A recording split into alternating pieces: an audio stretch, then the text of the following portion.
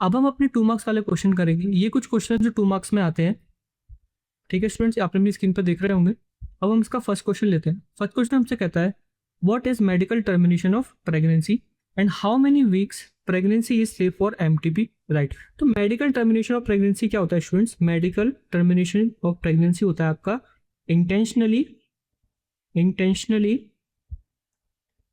And voluntary termination. किसका? Pregnancy का। अगर इंटेंशनली और वॉलेंट्री हम प्रेगनेंसी को टर्मिनेट कराते हैं तो इस टर्म को बोलते हैं मेडिकल टर्मिनेशन ऑफ प्रेगनेंसी। इसको हम इंड्यूस्ड अबॉर्शन भी कहते हैं। इंड्यूस्ड अबॉर्शन इसको क्यों कहते हैं? क्योंकि ये जो अबॉर्शन हुआ है वो नेचुरली नहीं हुआ, वो हमने इंटेंशनली कराया, हमने वॉलेंट्री कराया, इसलिए इसका दूसरा नाम इंड्यूस्ड अबॉर्शन भी कहते हैं इसको। गवर्नमेंट ऑफ इंडिया ने एमटीपी लीगलाइज करी थी 1971 में अंडर स्ट्रिक्ट कंडीशन, क्योंकि एमटीपी की वजह से फीमेल फीटिसाइड के केसेस क्या हो रहे थे? बढ़ रहे थे, ठीक है। सेकंड क्वेश्चन है हमारे पास, how many weeks pregnancy safe for MTP. ये कह रहा है कि एमटीपी कराने के लिए आप एमटीपी कितने महीने तक करा सकते हैं प्रेगनेंसी के। तो आप एमटीपी फर्स्ट ट्राइमेस्टर तक एमटीपी सेफ होती है। कितने सेफ होती है? फर्स्ट ट्राइमेस्टर तक एमटीपी क्या होती है? सेफ होती है। फर्स्ट ट्राइमेस्टर मतलब शुरुआत के 3 महीने या फिर 12 वीक, 3 मंथ्स और 3 मंथ्स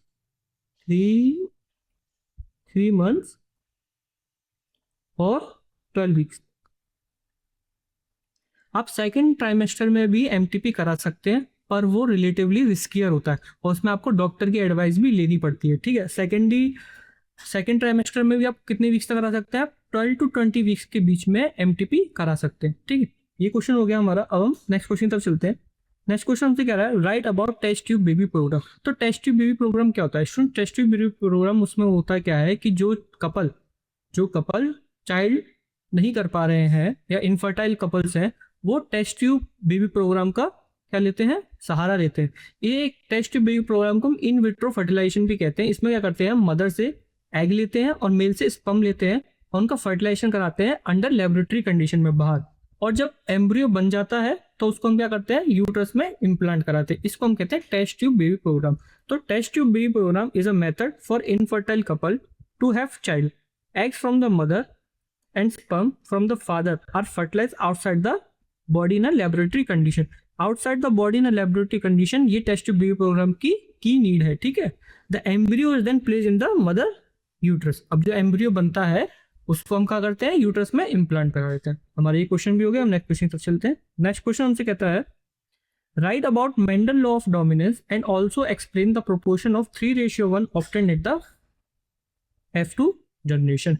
तो पहला क्वेश्चन से ये है कि मेंडल लॉ ऑफ डोमिनेंस को मैं डिफाइन करना है। तो मेंडल लॉ ऑफ डोमिनेंस हमसे क्या कहती है कि जो दो कॉन्ट्रास्टिंग कैरेक्टर हैं, जो किसी हाइब्रिड में दो कॉन्ट्रास्टिंग कैरेक्टर हैं, वो उसमें से जो डोमिनेंट कैरेक्टर है सिर्फ वही एक्सप्रेस होता है और रिसेसिव एक्सप्रेस नहीं होता।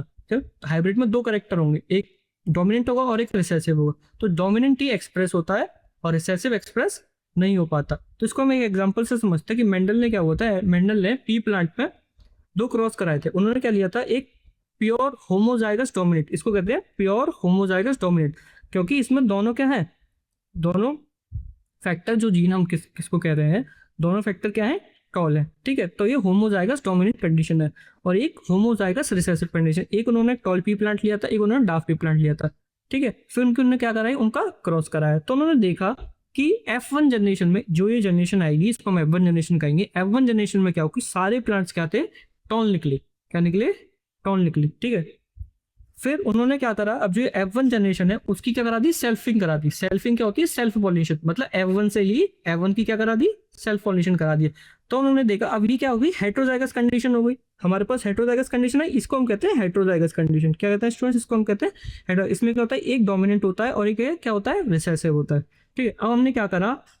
इनके गैमेट्स बनाए। तो कैपिटल टी स्मॉल टी के 2 गैमेट्स बनेंगे, एक होगा कैपिटल टी, एक होगा स्मॉल टी। कैपिटल टी है हमारा टॉल और स्मॉल टी हमारा डार्फ, ठीक है। फिर हमने क्या करा? इनका क्रॉस कराया तो हमने देखा कि 3 तो टॉल आए थे, 3 क्या आए थे? टॉल आए थे, और एक आया था हमारा डार्फ। और जीनोटाइप क्या आया था हमारा? जीनोटाइप आया था कि इसमें से क्या हुआ था कि एक तो 100% प्योर होमोजाइगस डोमिनेंट थे, 2 हेट्रोजाइगस डोमिनेंट थे और एक प्योर होमोजाइगस रिसेसिव निकला हमारा। तो हमारा क्या आया 1:2:1 और फिनोटाइप आया था 3:1। इसलिए इन F2 self pollination of F1 plant give 3 dominant जैसा कि यहाँ पे बताया हमने। मैं इसको अलग कलर से कर देता हूँ। 3 डोमिनेंट है, ये कैसे है 3 डोमिनेंट कौन से है, एक क्या हमारा pure homozygous dominant, heterozygous dominant, ठीक है, and the one recessive offspring because alleles separate during gamete formation and commonly randomly at fertilization। और ये क्या आया हमारा, एक आया हमारा होमोजाइगस, नहीं ये हाँ होमोजाइगस रिसेसिव आया, ठीक है स्टूडेंट्स। हम नेक्स्ट क्वेश्चन की तरफ चलते हैं। नेक्स्ट क्वेश्चन है पर what do you understand about test cross, right with example. तो पूछ रहा है कि टेस्ट क्रॉस क्या होता है। टेस्ट क्रॉस बेसिकली स्टूडेंट्स क्या होता है, टेस्ट क्रॉस हम किसी भी डोमिनेंट कैरेक्टर का जीनोटाइप फाइंड करने के लिए टेस्ट क्रॉस करते हैं। क्या करते हैं, किसी भी एक डोमिनेंट कैरेक्टर का जीनोटाइप फाइंड करने के लिए हम टेस्ट क्रॉस करते हैं। अब टेस्ट क्रॉस क्यों करते हैं, टेस्ट क्रॉस किस लिए करते हैं, ठीक है। It is used to find whether the dominant organism is pure और हाइब्रिड, कि जो डोमिनेंट ऑर्गेनिज्म है क्या वो प्योर है, मतलब प्योर का मतलब क्या सिर्फ उसमें दोनों जो जीन है वो सेम है, या फिर हाइब्रिड है, या एक कैपिटल टी एक स्मॉल टी है, ठीक है। इसको हम इसका क्रॉस जो होता है, इस क्रॉस को हम हमेशा एक प्योर होम रिसेसिव ऑर्गेनिज्म में करेंगे। क्या करेंगे, प्योर रिसेसिव ऑर्गेनिज्म से ही इसका क्रॉस करेंगे। एक हम एग्जांपल लेते हैं, अगर हमें टॉल पी प्लांट का एक डार्क पी प्लांट से क्रॉस कराते हैं, ठीक है, और हम पाते हैं कि सारे के सारे टॉल है, अगर हम क्रॉस कराने पे अगर हम ये पाते हैं कि सारे के सारे टॉल हैं, तो हमें पता चलेगा कि इसका जो जीनोटाइप है, जो इसका जीनोटाइप है वो हमेशा क्या होगा, होमोजाइगस होगा, होमोजाइगस डोमिनेंट होगा। और अगर हमें ऐसा मिलता है कि 50% तो टॉल है और 50% डार्क है, तो ये कंडीशन होती है, इसमें होता है कि जो डोमिनेंट कैरेक्टर है वो कैसा है, हेट्रोजाइगस है। कैसा है, हेट्रोजाइगस है। तो इसमें इसका जीनोटाइप ऐसा आएगा, हेट्रोजाइगस जीनोटाइप होता है इसका, फिर होता है हेट्रोजाइगस, ठीक है। ये क्वेश्चन भी हो गया हमारा। हम नेक्स्ट क्वेश्चन पर चलते हैं। नेक्स्ट क्वेश्चन हमसे कह रहा है right chromosomal disorder and character the following reason. एक क्रोमोसोमल डिसऑर्डर है, हमें बताना है अगर क्रोमोसोम नंबर 21 की एक्स्ट्रा कॉपी हो जाती है तो उस क्रोमोसोमल डिसऑर्डर को हम क्या कहते हैं, तो उस क्रोमोसोमल डिसऑर्डर को हम कहते हैं डाउन सिंड्रोम, ठीक है। इसमें क्या होता है, जो क्रोमोसोम नंबर 21 होता है उसकी ट्राइसोमी हो जाती है, 46 की बढ़ के 47 क्रोमोसोम हो जाते हैं। अब इसके कैरेक्टर्स क्या क्या होते हैं, इसमें क्या होता है, शॉर्ट स्ट्रेचर हो जाता है और स्मॉल राउंड हेड हो जाता है, फरोड टंग हो जाती है और पार्शली ओपन माउथ होता है, ठीक है। पाम क्रीज भी होता है इसमें, physical psychomotor and mental development retarded भी वो पर्सन होता है। सेकेंड हमारे पास due to loss of an X chromosome, अगर किसी एक्स क्रोमोसोम का लॉस हो जाए तो इस क्रोमोसोमल डिसऑर्डर को हम क्या कहेंगे, तो इसको हम कहते हैं टर्नर सिंड्रोम। इसमें 45 क्रोमोसोम हो जाते हैं। अब ये फीमेल्स में होता है, इसमें क्या होता है कि अफेक्टेड जो फीमेल्स होती है वो स्टेराइल होती है, बिकॉज उसकी ओवरीज कैसे हो जाती हैं, रूडिमेंट्री हो जाती हैं। उसमें सेकेंडरी सेक्सुअल कैरेक्टर भी क्या होते हैं, एब्सेंट होते हैं। उसका स्ट्रेचर भी कैसा होता है, शॉर्ट होता है, और उसकी नेक होती है वेबेड नेक होती है, ठीक है स्टूडेंट्स। हम चलते हैं नेक्स्ट क्वेश्चन की तरफ। नेक्स्ट क्वेश्चन हमारे पास write about sex determination in honey bee with diagram, ठीक है, ये आप ध्यान से समझिएगा। तो पहले होता है कि सेक्स डिटर्मिनेशन हनी बी में किस टाइप का होता है, तो वो होता है आपका हैप्लोडिप्लॉइडी, ठीक है। पहला तो ये हो गया हमारा कि हनी बी में सेक्स डिटर्मिनेशन हैप्लोडिप्लॉइडी टाइप का होता है, ठीक है। उसमें जो फीमेल होती है हनी बी में जो फीमेल होती है वो हमेशा कैसी होती है, डिप्लॉइड होती है। हनी बी हमेशा डिप्लॉइड, वो जो फीमेल होगी वो हमेशा डिप्लॉइड होगी, और जो मेल होगा वो आपका हैप्लॉइड होगा, ठीक है। तो फीमेल हमेशा जो अपना गैमेट बनाती है वो मियोसिस से बनाती है, ठीक है। तो जो फीमेल है वो डिप्लॉयड है, उसके पास 32 क्रोमोसोम है, और जो म्यूसिस बना के आधे रह जाएंगे आपको पता है, ठीक है। तो उसके पास कितने क्रोमोसोम हो गए, 16, ठीक है। और जो मेल वैसे ही हैप्लॉइड है, और म्यूसिस करेगा तो उसके हाफ हो जाएंगे, वो नहीं होगा यहाँ पे। तो उसका वो किससे बनाता है, वो माइटोसिस से बनाता है। जो ड्रोन है जो कि मेल है, मेल को हम ड्रोन कहते हैं, तो जो मेल है वो अपने वो अपने गैमेट किससे बनाता है, वो अपने गैमेट बनाता है माइटोसिस से, माइटोसिस से अपने गैमेट बनाता है, ठीक है। और अगर वो फर्टिलाइज कर जाता है, अगर एग से इसका मेल गैमेट फर्टिलाइज कर जाता है तो क्या बन जाएगी, फीमेल बन जाएगी। फीमेल यहाँ पे दो टाइप की होती है, एक होती है वर्कर और एक होती है क्वीन, ठीक है। अगर जो फर्टिलाइज एग है, अगर जो फर्टिलाइज एग है उसको रॉयल जेली मिल जाती है तो वो क्वीन बन जाती है ना। और अगर रॉयल जेली नहीं बनेगी तो वो फीमेल क्या हो जाती है, वर्कर हो जाती है, ठीक है। पर अगर ये एग फर्टिलाइज नहीं हुआ, अगर ये एग फर्टिलाइज नहीं हुआ तो ये मेल बन जाता है। अब इसमें क्या होगा, फर्टिलाइजेशन तो हुआ नहीं, पर ये जो एग होता है इसमें पार्थेनोजेनेसिस हो जाती है, जो एक एसेक्सुअल टाइप का रिप्रोडक्शन होता है, इसकी वजह से ये क्या बन जाता है, मेल बन जाता है, ठीक है। तो an fertilise egg has two set of chromosome and develop into female, that is a queen और वर्कर। एन अनफर्टिलाइज एग, जो कि यहाँ पे है ये अनफर्टिलाइज है, ये has one set of chromosome and develop into male drone by parthenogenesis. चलिए हम नेक्स्ट क्वेश्चन देखते हैं। नेक्स्ट क्वेश्चन है, right the function of B lymphocyte and T lymphocyte in immune system. Lymphocyte दो तरह के हैं आपके यहाँ पे, बी लिम्फोसाइट और T lymphocyte. B lymphocyte mature और प्रोड्यूस बोन मैरो में ही होता है, ठीक है। B lymphocyte mature and produce in bone marrow. अब बी लिम्फोसाइट क्या करता है, प्रोड्यूस एंटीबॉडी। एंटीबॉडीज कौन बनाता है, बी लिम्फोसाइट बनाता है, ठीक है। और ये जो एंटीबॉडीज है वो हमारे पैथोजन से लड़ने में क्या करती है, हेल्प करती है, ठीक है। और जो ह्यूमरल इम्यूनिटी होती है, जो किसी पर्सन में जो ह्यूमरल इम्यूनिटी होती है वो कौन प्रोवाइड करता है, वो करता है आपका बी लिम्फोसाइट, ठीक है। पढ़ लेते हैं हम। B lymphocyte are made and mature in bone marrow, जैसा मैंने बताया आपको। They produce antibodies to fight germs and pathogens, ठीक है। These antibodies move in the blood and protect the body. B lymphocyte responsible for which type of immune system, for humoral immunity, ठीक है। हम T lymphocyte की तरफ आते हैं। तो टी लिम्फोसाइट बोन मैरो में तो प्रोड्यूस होते हैं, और मैच्योर क्या होते हैं, थाइमस में, ठीक है। जैसे हम प्राइमरी लिम्फोइड ऑर्गन थे ना, बोन मैरो और थाइमस, तो ये वही है आपके, ठीक है। They do not produce antibodies. T lymphocyte antibodies नहीं बनाते, पर ये बी लिम्फोसाइट की मदद करते हैं एंटीबॉडीज बनाने में। ध्यान से सुनिएगा, क्या होता है कि बी लिम्फोसाइट क्या होते हैं, एंटीबॉडीज बनाते हैं, पर टी लिम्फोसाइट बनाते नहीं है, बी लिम्फोसाइट की मदद करते हैं एंटीबॉडीज बनाने में, ठीक है। और जो ऐसे बी लिम्फोसाइट हमें क्या देती है, ह्यूमरल इम्यूनिटी देती है, ठीक है। और टी लिम्फोसाइट हमें देती है सेल मीडिएटेड इम्यूनिटी, ठीक है। तो but they help B cell to make antibodies. They give cell mediated immunity, destroy infected cell and help in graft rejection. Graft rejection क्या होता है, जब हम किसी ट्रांसप्लांट करते हैं तो अगर कोई अगर टिश्यू मैच नहीं होता तो टी लिम्फोसाइट जाकर उसे डिस्ट्रॉय कर देती है, उसको हम कहते हैं ग्राफ्ट रिजेक्शन। टी लिम्फोसाइट बहुत तरह के होते हैं, जैसे आपको होता है helper T cell, killer T cell, suppressor T cell and memory T cell, ठीक है। यहाँ पे आपके बी लिम्फोसाइट टी लिम्फोसाइट के फंक्शन भी हमने कवर कर लिए। हम इसका नेक्स्ट क्वेश्चन देखते हैं। नेक्स्ट क्वेश्चन है, draw level diagram of lymphoid system. Diagram हमने पहले से ही बना के रखा है। मैं आपको बताता हूँ, लिम्फोइड सिस्टम में आपके दो टाइप के लिम्फोइड होते हैं। एक होता है आपके लिम्फ सिस्टम में एक तो प्राइमरी लिम्फोइड ऑर्गन होते हैं आपके, एक होता है आपके secondary lymphoid organ. Primary lymphoid organ में कौन कौन आते हैं आपके, प्राइमरी लिम्फोइड ऑर्गन कौन कौन से होते हैं आपके, हम लिख देते हैं यहाँ पे। प्राइमरी लिम्फोइड ऑर्गन मैंने आपको पहले भी बताया वैसे।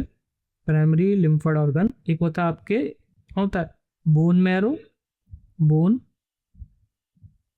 मैरो, और दूसरा होता है आपका थाइमस, ठीक है। और सेकेंडरी लिम्फोइड ऑर्गन होते हैं आपके सेकेंडरी लिम्फोइड ऑर्गन, वो है आपके appendix, tonsil, pair patches of small intestine,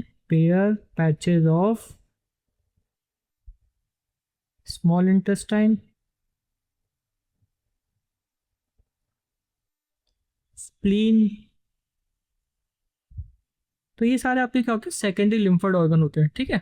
हम चलते हैं नेक्स्ट क्वेश्चन की तरफ।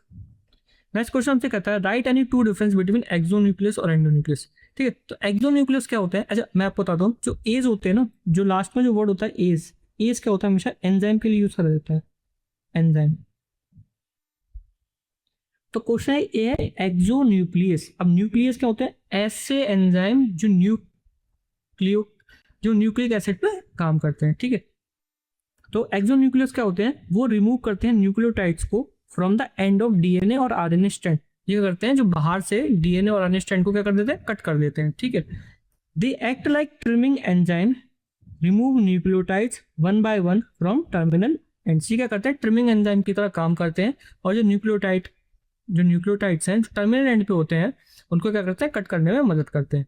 अब बात करते हैं एंडोन्यूक्लियस की। एंडोन्यूक्लियस होते हैं वो अंदर से कट लगाते हैं, जैसे एक्सोन्यूक्लियस तो बाहर से कट लगाते हैं और एंडोन्यूक्लियस क्या करते हैं? अंदर से कट लगाते हैं, ठीक है।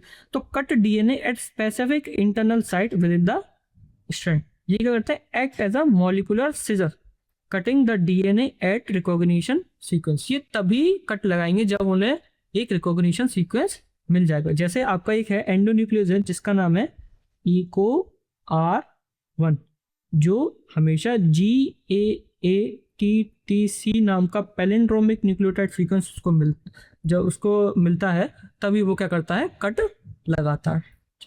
ये भी हो गया। हम नेक्स्ट क्वेश्चन तक चलते हैं। नेक्स्ट क्वेश्चन हमारा बायोरिएक्टर। तो बायोरिएक्टर ये होता है, बायोरिएक्टर में क्या होता है? बायोरिएक्टर एक लार्ज रिएक्टर होता है जिसमें हम यूजफुल प्रोडक्ट बनाते हैं, ठीक है। इसमें कुछ कुछ इसके पार्ट्स होते हैं। इसमें एक मोटर होती है आपकी, एक फोम ब्रेकर होता है, फ्लैट ब्लेडेड इम्पेलर होता है, एक कल्चर ब्रॉथ होती है, एक acid based pH control system होता है और एक स्टीम फॉर स्टेराइजेशन होती है और लास्ट में होती है आपकी एक स्टेराइल एयर यहाँ से पास करी जाती है, ठीक है स्टूडेंट। नेक्स्ट क्वेश्चन हमारे पास, draw given population growth diagram in your answer sheet and label 1 to 4। ये एक डायग्राम दे रखा है, हमसे बोल रहा है कि ये 1 है, 2, 3, 4, मतलब 1 और 2 ऐसा क्या करने से पॉपुलेशन डेंसिटी बढ़ेगी और 3 और 4 मतलब माइनस का साइन है यहाँ पे, इनको कम करने से पॉपुलेशन डेंसिटी होगी कम होगी। तो उसको हम देख लेते हैं कि जो फर्स्ट है हमारा नेटिलिटी और इमाइग्रेशन से क्या होती है? पॉपुलेशन डेंसिटी क्या होती है? बढ़ती है।